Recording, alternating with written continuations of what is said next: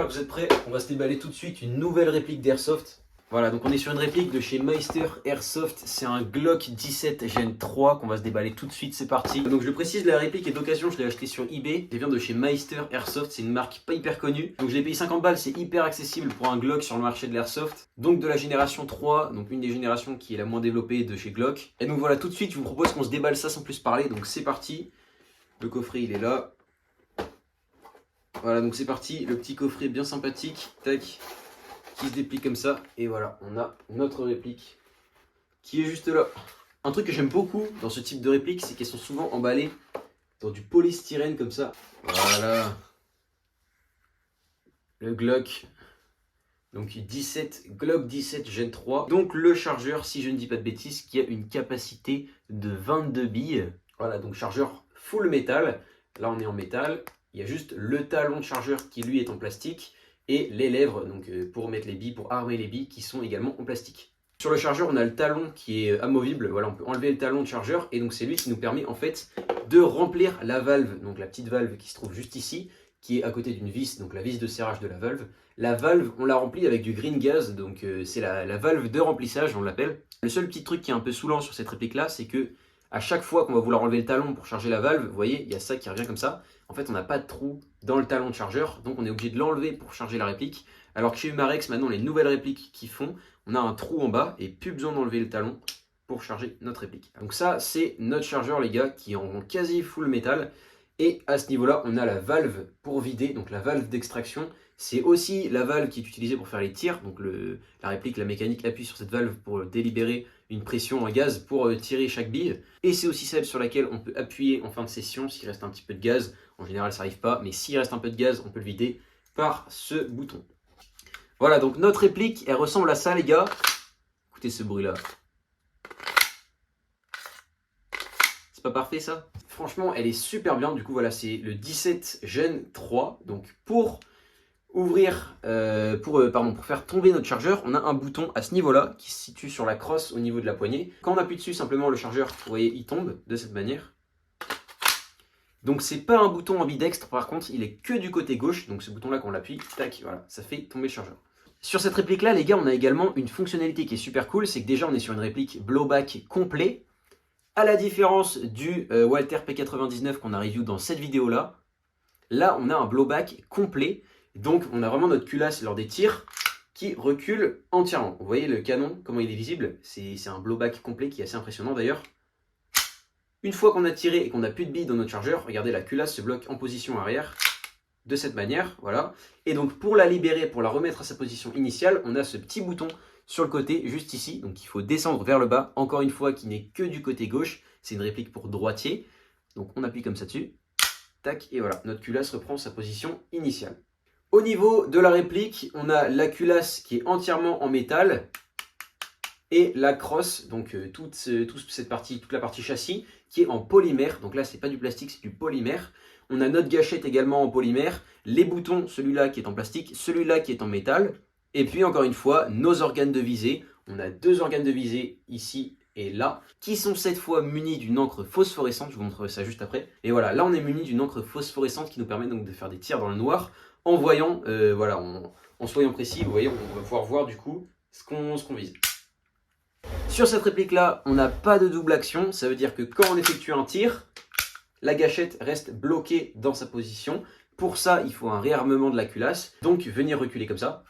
Ça, c'est un mouvement qui se fait naturellement quand on a du gaz dans le chargeur. Vous voyez, le blowback, clac, il recule, et donc en même temps, il va réarmer la gâchette. Regardez, tac, ça revient tout seul. Et donc simplement, si on n'a pas de gaz et qu'on n'a rien, si j'appuie sur la gâchette, il n'y a rien pour la remettre en place, donc elle reste dans cette position. C'est un petit détail, mais voilà, moi c'est une préférence que j'ai sur la double action. Au niveau des marquages, on a tous les marquages officiels. C'est une réplique qui est munie de la licence officielle de Glock. Vous voyez, on a tous les trucs. Glock 17, là on a le Austria et 9x19, donc qui est le calibre de l'arme réelle. Également, au-dessus, on a toutes nos petites informations, également 9x19. Sur les côtés, voilà, on a toutes nos écritures à ce niveau-là. Toutes les écritures officielles, je le rappelle. Sur le talon du chargeur, encore une fois, on a Glock, voilà, avec notre petit logo Glock et un numéro de série qui doit sûrement être le numéro de série officiel. Et sur le dos du chargeur, on a les 16 trous, vous voyez. Donc, ah non, là il y en a plus. Si, il y en a 17. Ok. Donc voilà nos 17 trous qui correspondent aux 17 munitions qu'on peut mettre dans le chargeur officiel d'un Glock réel. Voilà. Donc ça, c'est pour les marquages. On a également un petit numéro de série juste à ce niveau-là. D'ailleurs, c'est assez marrant parce que quand on appuie dessus, vous voyez, c'est un espèce de bouton. Je sais pas exactement à quoi il sert, mais voilà. Donc on a notre numéro de série également en dessous. Je sais que sur certaines répliques Umarex, on a ce bouton-là, enfin à cet endroit-là, un truc à bouger pour faire une sécurité. Sur cette réplique-là, c'est pas le cas. Notre sécurité, elle est uniquement sur la gâchette. Je sais pas si vous avez vu, mais attendez, je vais le remettre bien pour que vous voyez. Mais là, on a deux gâchettes à moitié, vous voyez. Ça veut dire qu'en fait, pour mettre le feu, enfin pour faire feu, pardon, il faut qu'on appuie sur les deux gâchettes en même temps. Si j'appuie que sur l'extérieur de la gâchette, vous voyez, ça bloque. J'aurais beau appuyer autant que je veux, impossible de faire feu. Je vous montre de l'autre côté. Là, j'appuie que sur l'extérieur de la gâchette. J'ai beau appuyer à fond, ça marche pas. Je peux pas faire feu. Par contre, si j'appuie sur le petit bout qui dépasse et la gâchette en même temps, bah là, je peux faire feu. Ça, c'est la réplique de ce Glock, et d'ailleurs qui est une vraie sécurité qui est réellement utilisée sur les armes de chez Glock. Mais à la différence d'autres répliques, donc par exemple le Walther P99 ou d'autres répliques Glock de chez Umarex, on n'a pas de sécurité matérielle et visible sur la réplique, à part, comme je l'ai dit, cette petite gâchette. Donc ce qu'on va faire les gars pour enlever la culasse, tout d'abord on recharge l'arme, tac, ensuite on enlève le chargeur, on ramène la culasse, on appuie sur les deux boutons latéraux, je ne sais pas si vous voyez, il y en a un là à gauche, un là à droite, c'est le même en fait, c'est un bouton uniforme, donc on abaisse les deux avec notre main gauche, et on pousse avec notre main droite, avec notre index, sur l'arrière de la culasse comme ça, et vous allez voir, tac, voilà. Donc là on a toute notre mécanique, donc là elle est graissée, elle est huilée, j'ai demandé au mec, il a fait toute la maintenance avant, donc là j'ai pas à la refaire normalement, on va pouvoir se faire une petite série, une petite session, ça va être sympa. Donc là j'ai checké vite fait, on a notre nozzle et tout le hop-up à ce niveau-là qui permet d'hausser les tirs si jamais la hauteur de la bille est trop faible. On a tout qui a l'air d'être en bon état. Réplique huilée, je regarde juste si l'arrêtoir de culasse fonctionne bien. L'arrêtoir de culasse, c'est le truc qui permet de bloquer en arrière la culasse. Là il fonctionne bien, il est bien huilé. Et puis toute notre mécanique a l'air plutôt pas mal. Donc ça c'est sympa, franchement la réplique a l'air en bon état, je vous rappelle que je l'ai payé 50 balles. Je me suis renseigné un petit peu sur Meister Airsoft pour savoir pourquoi c'était pas connu. En fait c'est une marque qui a arrêté de produire, cette marque elle a complètement arrêté de faire des Airsoft. Donc en quelque sorte c'est un Glock qui est un petit peu rare, mais s'ils ont arrêté c'est parce qu'aussi il y avait quelques petits soucis. C'est pas les répliques de Glock les plus qualitatives du marché, mais elles ont le don d'exister et elles sont quand même super bien. Pour remettre la culasse les gars, rien de bien compliqué, on remet vous voyez sur les rails comme ça des côtés. Tac, et là on réarme la culasse, comme ça, on lâche, et voilà, c'est bon. Bon bah voilà les gars, ça c'est notre Glock 17 Gen 3 de chez Meister GBB, franchement incroyable. Donc cette réplique fonctionne au green gas. On va se tester ça tout de suite. On a une réplique qui marche en 1 joule, d'utiliser en partie, parce que celle-là du coup elle est pile dans la réglementation des terrains d'airsoft. Tout de suite les gars, je vous propose qu'on se teste ça, c'est parti, go. Bon, à ne surtout pas faire, hein. C'est fait par des professionnels, mais je vais faire du tir à ce niveau-là sur mon lit, je vais mettre un truc.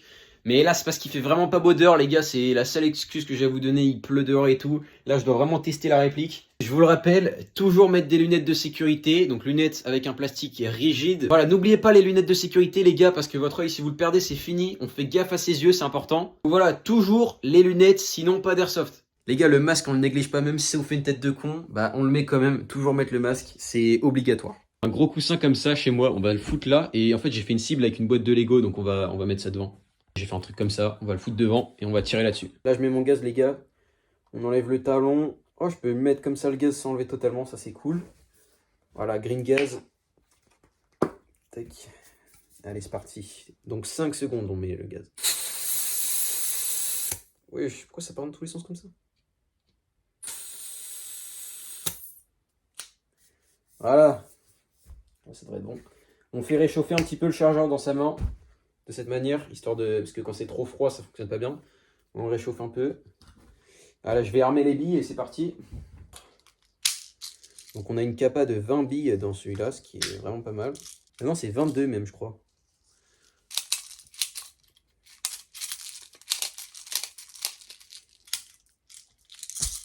Voilà, et donc regardez, les billes, elles sont en quinquance comme ça. Elles sont alternées une sur deux. Là, je vais armer la réplique, je mets juste la caméra et on se fait quelques tirs, ok? Juste pour vous montrer de face les tirs et après je vous montrerai sur la cible ce que ça fait. Donc c'est parti, on met le chargeur, on arme la culasse et là on est prêt à tirer. Donc dès qu'on est prêt, doigt sur la gâchette, on vise et c'est parti.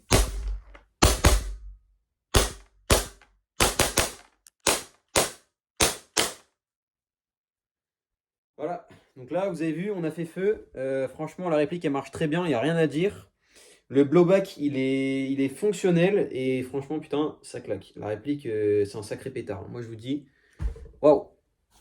Là, vous voyez, c'est tellement puissant que ça passe carrément au travers de la boîte. Les billes, elles sont toutes sur le lit.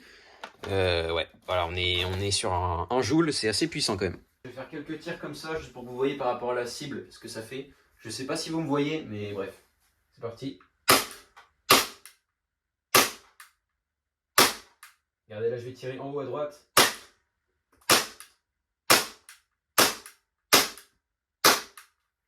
Ouais, c'est puissant quand même. Hein. Là, on est bien. Hein. Regardez, ça fait un beau trou, j'ai fait un beau dessin.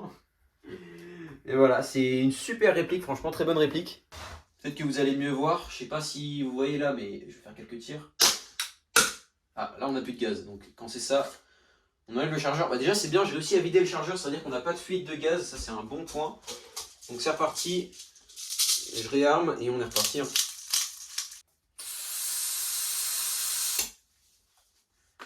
C'est parti.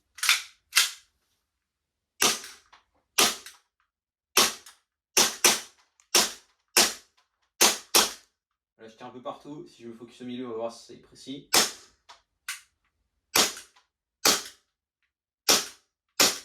Franchement, on est précis. Hein. La réplique, elle est pas mal. Hein. Voilà, vous avez vu, ça ressemble à ça du coup, les gars. C'est le Glock 17 Gen 3 de chez Meister. Donc là, voilà, vous avez vu l'état de notre cible. Franchement, on l'a bien dégommé.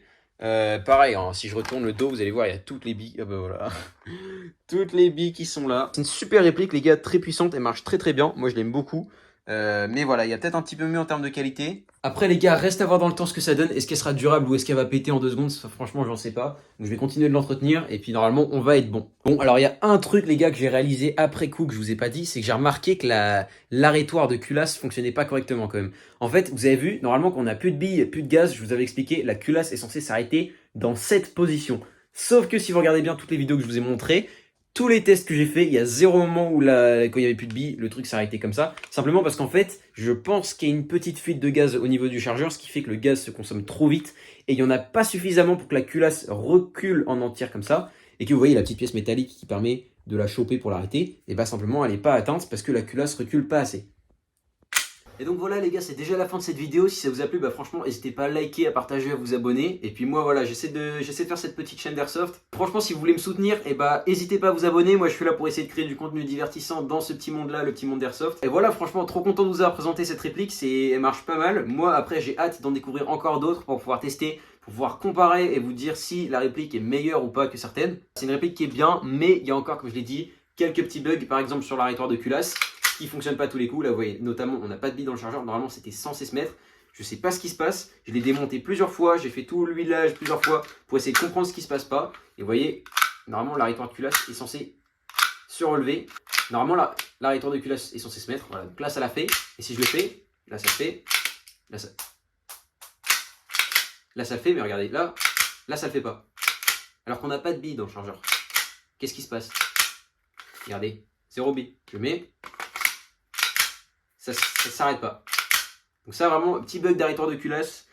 À voir si je peux régler ça. Pour l'instant, j'ai regardé, j'ai fait tout le graissage du bouton, j'ai tout regardé. Même j'ai graissé le chargeur, vous voyez, parce qu'en fait c'est cette petite pièce là qui dirige l'arrêtoir de culasse. En fait, quand il n'y a plus de billes, la petite pièce qui est là est remontée au max. Et en fait, tac, elle appuie sur l'arrêtoir de culasse à l'intérieur. Et c'est ce qui lève la pièce et fait tenir la culasse dans cette position. Donc voilà, n'hésitez pas à vous abonner. Allez, nous on se retrouve pour une prochaine vidéo très bientôt. Salut!